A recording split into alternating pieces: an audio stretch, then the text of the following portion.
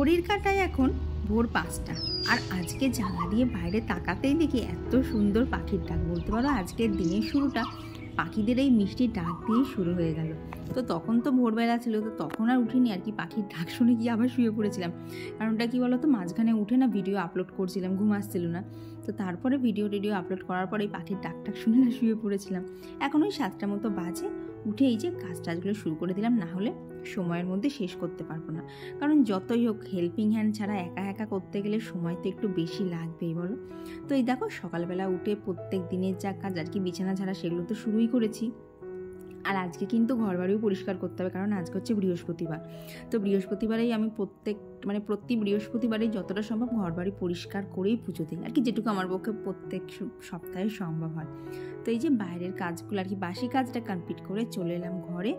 এখন ফ্রেশ হয়ে আজকে আর বেডটা এখন ক্লিন করব না, কারণ জামাটা চেঞ্জ করেছি, তো একেবারে নিচের পুজোর জায়গাটা পুরো গুছিয়ে রেখে এসে তারপরেই বাসি বিছানায় হাত দেবো। কারণ কি বলতো, এই যদি একবার ঘরের কাজে লেগে যায় না, পুজো দিতে দিতে অনেকটা দেরি হয়ে যায়। আর আজকে যেহেতু বৃহস্পতিবার, পুজোটা একটু তাড়াতাড়ি দেবো, তো সেই জন্যই আর কি একটু অন্যরকমভাবেই কাজগুলো আজকে করব। তো সকালবেলা উঠে ওইদিকে সমস্ত জানলাগুলো খুলে দিলাম, আর ওদিকে গাছগুলোও দেখে এলাম ঘাট কীরকম অবস্থা। আর কি কাজগুলো আমার এতটাই শখের না, ওদের একটু কিছু হলেই যেন আমার চিন্তা হয়, কী রে বাবা বাঁচবে তো, মেরে ফেলবো না তো, এইরকম একটা শুধু জানো না ভয় লাগে।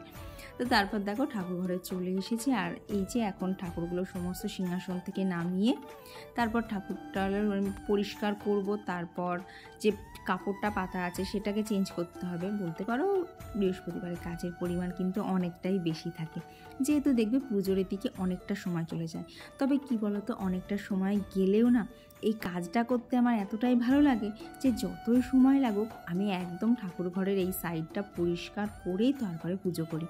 কারণ সপ্তাহে একটা দিন যদি ঠাকুরকে না দিতে পারি তাহলে কি করে হবে বলো। নিজের বাড়ি ঘর বেড সব কিছু পরিষ্কার করছি, ঠাকুরের বেলায় কি আর অপরিষ্কার রাখতে ভালো লাগে বলো। আর দেখবে ঠাকুরের জায়গা যদি পরিষ্কার ঝকঝকে থাকে তাহলে কিন্তু পুজো দিতেও খুব ভালো লাগে, আর পুজোর পর বেশ মনটাও ভালো লাগে। তো এই দেখো ঠাকুর পরিষ্কার করে ওইদিকে সমস্তটা হয়ে গেল আর কি, গোপালের প্রথম সেবাটা দেওয়া হয়ে গেল। এখন এই দিকটা একটা ন্যাকড়া দিয়ে মুছে নিচ্ছি, কারণ এদিকটার প্রত্যেক দিন তো মোছা সম্ভব হয় না, ওখানে অনেক জিনিস থাকে। শুধু বৃহস্পতিবারে একদম সিংহাসনের নিচ থেকে শুরু করে সমস্তটা দেয়াল টেয়াল দিয়ে মুছি। তো তারপর এই যে এখন 9:45 মতো বাজে, ভাবলাম ওপরে গিয়ে তো কাজে হাত দেবো, তাই এদিকে বাপির টিফিনটাকে করে দিলাম। তো বাপিকে ওখানে টিফিনটা করে দিয়ে এখন এলাম ওপরে, কারণ ওপরটা তো তোমরা জানোই সকালবেলা আজকে আর করিনি, তো এখনই করতে এসেছি। আর কি বলতো, এত গরম বেড়েছে না, মনে হচ্ছে বিছনার চাদর আর বেশি দিন রাখা যাবে না, 5-6 দিন অন্তর অন্তরই চেঞ্জ করতে হবে। আর ও দুপুরবেলা জানো ওপরের ঘরটা এত গরম থাকে না, মনে হয় যেন কি বলবো হিটারের ওপর মনে হয় শুয়ে পড়েছি, এত বেডটা গরম হয়ে থাকে। তো সেই জন্যই ভাবছি, এবার বুঝতেই পারছো বেড গরম হওয়া মানে কী পরিমাণ ঘাম হয়। তো বিছনার চাদর মনে হয় না আর বেশি দিন রাখা যাবে গো। তো এক দিদিভাই আমায় কমেন্ট করে বলেছিল যে দিদিভাইয়ের কাজের স্টাইল আর আমার কাজের স্টাইল নাকি অনেকটা এক আর কি। সকালবেলা উঠে প্রথমে রাস্তায় অনেক বালতি জল দেয়া, তো তারপর বাসি কাজ কমপ্লিট করে রান্নাবান্না করে স্নান করে তারপর পুজো। তো জানো তো দিদিভাই কমেন্টটা শুনে আমার খুব ভালো লেগেছে। আর তোমার নামটা না ঠিক আমি বুঝতে পারিনি, তাই আর নামটা নিতে পারলাম না, যে আমার কাজের সাথেও কারোর কাজের এতটা মিল থাকতে পারে গো।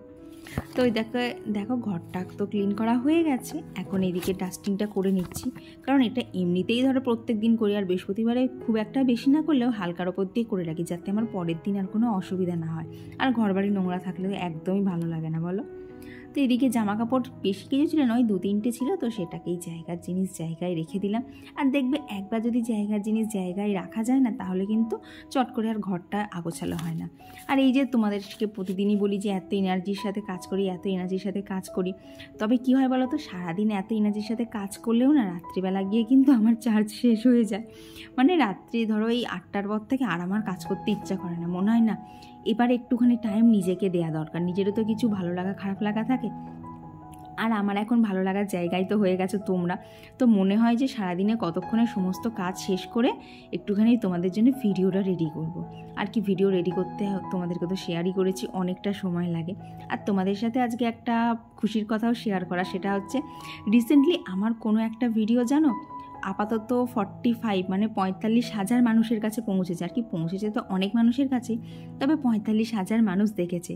এটা তোমাদের সাথে শেয়ার করলাম কেন বলো তো, কারণ এটা হওয়ার পর থেকে আমার এত আনন্দ হচ্ছে যে আমার ভিডিও 45,000 মানুষের কাছে পৌঁছেছে, যেখানে আমার চ্যানেলটা কিন্তু একদিন রিচ ডাউন হয়ে গিয়েছিল, আর ভিউ হতো না। সেইখান থেকে একটা চ্যানেলকে এতটা আনতে পেরেছি, এটা যে মানে কি একটা বড় ভালো লাগা। তো তোমাদের সাথে সবসময় সব কিছুই শেয়ার করছি, তা এই ছোট্ট ছোট্ট ভালো লাগাগুলো কেন তোমাদের সাথে শেয়ার করবো না বলো? আর তোমরা আছো বলেই তো আজ আমি এই জায়গায় পৌঁছতে পেরেছি। তো একটাই রিকোয়েস্ট, তোমরা সবসময় আমার সাথে এইভাবেই থেকো। তো এই দেখো, আর এখন কি করছি বলো তো, পর্দাগুলো কেন দিয়ে দিলাম, কারণ এই 10টা মতো বেজে গেছে, তো এইবার এই জানলাটা দিয়ে প্রচণ্ড পরিমাণে রোদ আসবে। তো গত দুদিন তো দেখেছি খাট একেবারে গরম হয়েছিল, তো আজকে দেখলাম পর্দা দিয়ে যদি কিছু উপকার হয়, জানি না কি হবে। তো তারপর স্নান সেরে একটুখানি রেডি হয়ে নিচ্ছি। এই যে আয়না দেখলাম, আর একটু টিপ করলাম, লিপ বাম দিলাম, আর সারাদিনে আমার সময় নেই। ওই যে ওইটুকু দেখলাম, দিয়ে দেখো ছাদে এলাম, এসে জামা কাপড়গুলো আগে মেলে দিলাম, তারপর এই যে গাছে টুকটাক যা ফুল ফুটেছে সেইগুলোই নিয়ে নিচ্ছি। আর যেন এত গরম, ফুলগুলোরও খুব করুণ অবস্থা হয়ে যাচ্ছে। তবে চলো, স্নান টান কাজ সমস্তটাই হয়ে গেছে, এখন পুজোটা দিয়ে নেওয়া যাক ভক্তিভরে। কারণ বৃহস্পতিবারের পুজো, লক্ষ্মীব্রত যেটাকে আমরা বলি, তো সেটা তো শান্তি মনে ভক্তিভরেই দিতে হবে। আর এটা করতেও আমার ভীষণ ভালো লাগে গো। এই প্রত্যেকটা স্টেপ তোমাদের সাথে এই জন্যেই শেয়ার করি, কারণ এই প্রত্যেকটা জিনিস আমার করতে খুব ভালো লাগে। তবে এটা শুধু বিয়ের পর বলে নয়, বিয়ের আগেও আমি করতাম। মার কোনো দিন হয়তো আমিই করে দিলাম, কোনো দিন হয়তো মার পাশে বসে হেল্পও করে দিলাম, তো এইভাবেই চলতো। তো সেইখান থেকেই বলতে পারো এই জিনিসগুলো একদম আমার শেখা হয়ে গেছিলো মার কাছ থেকে। তো সমস্তটা শিখে উঠতে পারিনি, যেটুকু শিখেছি, বাকিটা আস্তে আস্তে শিখবো। তো এই যে বৃহস্পতিবারের ঘট পেতে পুজো দেওয়া একদম শেষের দিকে, এখন শুধু ঠাকুরের চরণে ফুলগুলো দিয়ে দিলেই হয়ে যাবে। আর জানো তো, গোপালকে গরমে এখন এই সুতির জামাগুলোই পরাচ্ছে, নাহলে বলো তো আমাদেরই একটা সুতির জামা কাপড় পরে কি গরম লাগে গোপালকে, ওই জন্যে না আর ওই ভারী জামা কাপড়গুলো পরাচ্ছি না, এই হালকাগুলোই পরাচ্ছি। তো এই যে পুজো একদম শেষের দিকে, এখন শুধু বাকি আছে হচ্ছে পাঁচালি পরা। বৃহস্পতিবারে দেখবে পাঁচালিটা পরতে গেলেই কিন্তু অনেকটা সময় চলে যায়। তো যাই হোক, সমস্ত কিছু পুজো টুজো শেষ, আর কি ঘরের সমস্ত কাজও বলতে পারো শেষই, এখন শুধু এই যে রান্নার দিকটা বাকি আছে। তবে চলো এখন গল্প করতে করতে তোমাদের সাথে সমস্ত রান্নাগুলো কমপ্লিট করে নেব। তো তোমরা যারা এতক্ষণ আমার ভিডিওটা দেখছো, তোমাদের আজকের ভিডিওটা কেমন লাগছে অবশ্যই জানিও, আর ভালো লাগলে কিন্তু একটা লাইক করতে একদমই ভুলো না। আর আজকে যাদের কমেন্ট শেয়ার করবো, তারা কিন্তু বেশিরভাগ জনই আমার কাছে একদমই নতুন। তো গত দিনের ব্লগে অনেক নতুন নতুন বন্ধু কমেন্ট করেছো, তো বুঝতে পারছি না সবার নাম নিতে পারবো কি না, তবে চেষ্টা করবো সবার নামই নেওয়ার। দাঁড়াও, এদিকে দেখো অনেকটা কিন্তু কাজ এগিয়ে গেছে। আজকে করবো হচ্ছে ডিমের ঝোল, আর কি ঝোল বলতে একটু চাপচাপ ঝোলই করবো। আর এখানে সাদা সর্ষে, কালো সর্ষে, পোস্ত, লঙ্কা আর একটু জল দিয়ে একটা পেস্ট করে নেব, সেটা দিয়ে করবো হচ্ছে ভেন্ডি আর আলু দিয়ে একটা তরকারি। তো এই হচ্ছে আজকে রান্নাবান্না, চটজলদি হয়েও যাবে। তো এই দেখো একদম সিম্পলভাবেই রান্না করছি। একটুখানি ভেন্ডিটা প্রথমে ভেজে নিলাম, তারপরে আলুটাকে দিয়ে ওই যে মশলাটা করেছিলাম, মশলাটা দিয়ে কষিয়ে নিলে এই যে রান্নাটা বসিয়ে দিলাম, দুটো গ্যাসে দুটো। এইবার টুকটুক করে অন্যান্য কাজগুলো করা যাবে। আর তার সাথে তোমাদের সাথে কিন্তু অনেক কমেন্টও শেয়ার করব।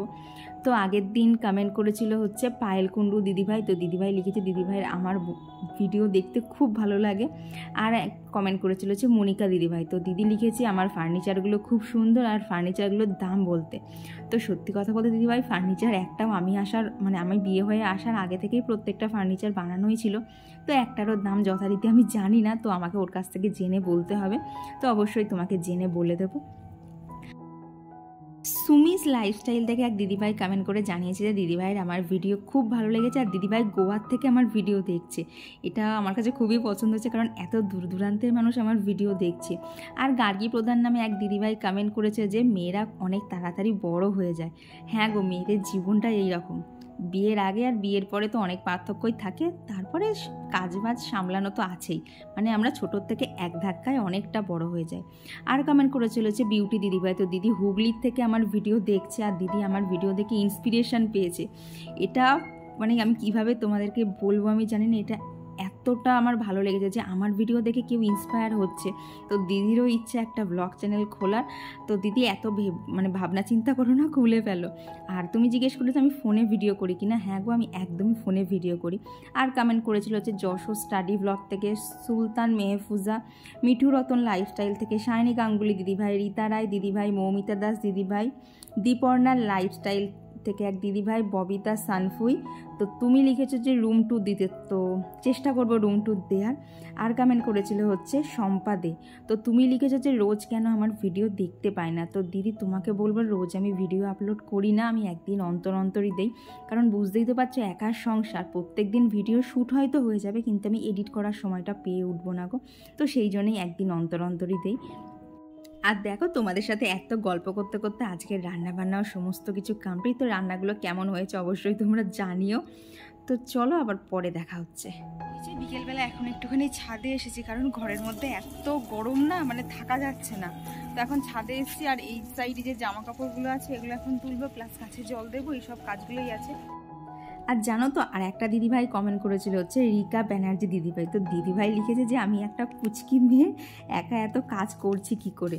তো কি বলো তো দিদি, আমরা বাপের বাড়িতে সবসময় ছোট পুচকি এইগুলোই থাকি, কিন্তু যখনই আমরা বিয়ে হয়ে শ্বশুর বাড়ি চলে আসি তখন কিন্তু কেউ আমাদের আর পুচকি ভাবে না, তখন মনে করে আমরা সমস্ত কিছু সংসারের কাজ শিখে এসেছি, আমরা একদম দশভুজা হয়ে গেছি। তো বলতে পারো সংসারের চাপে পড়েই অনেক কাজ শিখেও গেছি, অনেক কাজ শিখছি, আর ভবিষ্যতে শিখবো, এই হচ্ছে এখন আমার বর্তমান অবস্থা। তো এই দেখো সন্ধ্যের পুজো দেওয়া কমপ্লিট, এখন এখানে গোপালকে শয়ন দিয়ে দিচ্ছি, ব্যাস। এখন বলতে পারো সন্ধ্যেটা এই টাইমটা হয়ে গেলে এখন আমি পুরোটাই ফ্রি থাকি। তো সন্ধ্যেবেলা পুজো টুজো কমপ্লিট করার পর ঘন্টা দেড়েক ধরে এডিটিং করেছি, তো তারপরে উঠলাম, রুটি ফুটি করে এখন খাওয়া দাওয়ার সমস্ত কিছু কমপ্লিট, এখন চলে এলাম ঘরে।